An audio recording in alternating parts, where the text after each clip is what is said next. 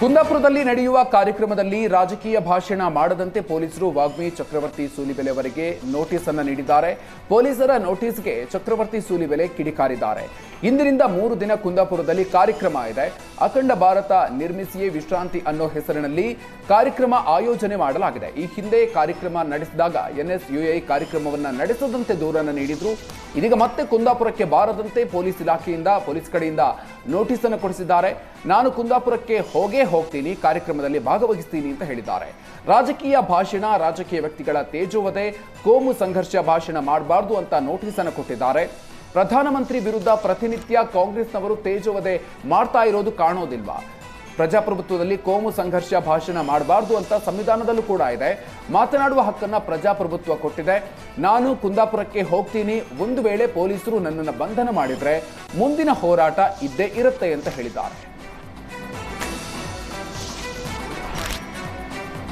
ಬನಶಂಕರಿ 2ನೇ ಬ್ಲಾಕ್ನಲ್ಲಿ ಮರದ ಕೊಂಬೆ ಬಿದ್ದು ಅಕ್ಷಯ್ ಸಾವು ಪ್ರಕರಣ ಸಂಬಂಧ ಬಿಬಿಎಂಪಿ ಕ್ರಮಕ್ಕೆ ಮುಂದಾಗಿದೆ. ಈ ಕೇಸ್ ಸಂಬಂಧ ಬಿಬಿಎಂಪಿ DCF BLG ಸ್ವಾಮಿಯನ್ನ ಎತ್ತಂಗಡಿ ಮಾಡಲಾಗಿದೆ. ಯಾವುದೇ ಹುದ್ದೆ ನೀಡದೆ ಎತ್ತಂಗಡಿ ಮಾಡಲಾಗಿದೆ. ಚಿಕ್ಕಮಗಳೂರು DCF ಸುದರ್ಶನ್ರನ್ನ ನೂತನ ಬಿಬಿಎಂಪಿ DCF ಆಗಿ ನೇಮಕ ಮಾಡಲಾಗಿದೆ. ಸದ್ಯ ಬೆಂಗಳೂರು ನಗರಾಭಿವೃದ್ಧಿ ಇಲಾಖೆಗೆ ನೇಮಿಸುವ ಹಕ್ಕು ಕೊಟ್ಟ ಸರ್ಕಾರ BLG ಸ್ವಾಮಿಯನ್ನ ಎತ್ತಂಗಡಿ ಮಾಡಲಾಗಿದೆ.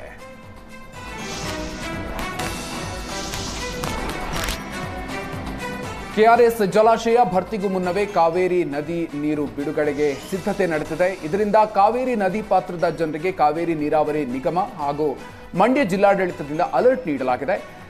ನದಿ ಪಾತ್ರದ ಜನರು ಸುರಕ್ಷಿತ ಸ್ಥಳಕ್ಕೆ ತೆರಳುವಂತೆ ಸೂಚನೆಯನ್ನು ನೀಡಲಾಗಿದೆ. KRS ಡ್ಯಾಂ ಸದ್ಯ 117.40 ಅಡಿ ಭರ್ತಿಯಾಗಿದ್ದು ಸಂಪೂರ್ಣ ಭರ್ತಿಗೆ ಇನ್ನು 7 ಅಡಿ ಬಾಕಿ ಇದೆ. ಇದರಿಂದ ಡ್ಯಾಂನಿಂದ ನದಿಗೆ ನೀರು ಬಿಡುಗಡೆಗೆ ಸಿದ್ಧತೆ ನಡೆದಿದೆ. ಮುಂಜಾಗ್ರತಾ ಕ್ರಮವಾಗಿ ಕಾವೇರಿ ನದಿಗೆ ನೀರು ಬಿಡುಗಡೆಗೆ ನಿರ್ಧಾರ ಮಾಡಲಾಗಿದೆ. ಕಾವೇರಿ ನದಿಯ ನಡುಗಡ್ಡೆಯಲ್ಲಿನ ಗೌತಮ ಕ್ಷೇತ್ರದ ಗಜಾನನ ಸ್ವಾಮೀಜಿಗೆ ಸುರಕ್ಷಿತ ಸ್ಥಳಕ್ಕೆ ತೆರಳುವಂತೆ ಶ್ರೀರಂಗಪಟ್ಟಣ ತಹಶೀಲ್ದಾರ್ ಪತ್ರ ಬರೆದು ಮನವಿ ಮಾಡಿದ್ದಾರೆ.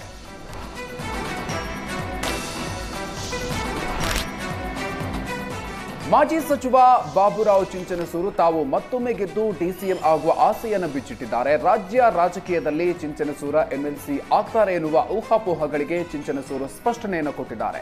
ನಾನು ಯುದ್ಧ ಭೂಮಿಯಲ್ಲಿ ಸೋತಿದ್ದೀನಿ, ಮತ್ತೆ ಯುದ್ಧ ಭೂಮಿಯಲ್ಲಿ ಗೆದ್ದು MLA ಆಗ್ತೀನಿ. ನಾನು MLC ಆಗೋನಲ್ಲ ಅಂತ ಹೇಳಿದ್ದಾರೆ.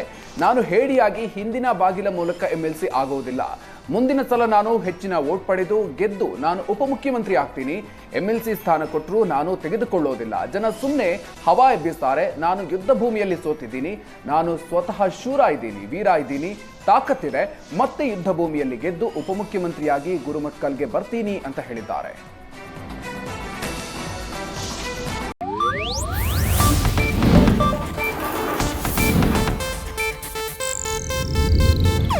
ಇದು ಏಷ್ಯಾನೆಟ್ ನ್ಯೂಸ್ ನೆಟ್ವರ್ಕ್ ಪ್ರಸ್ತುತಿ.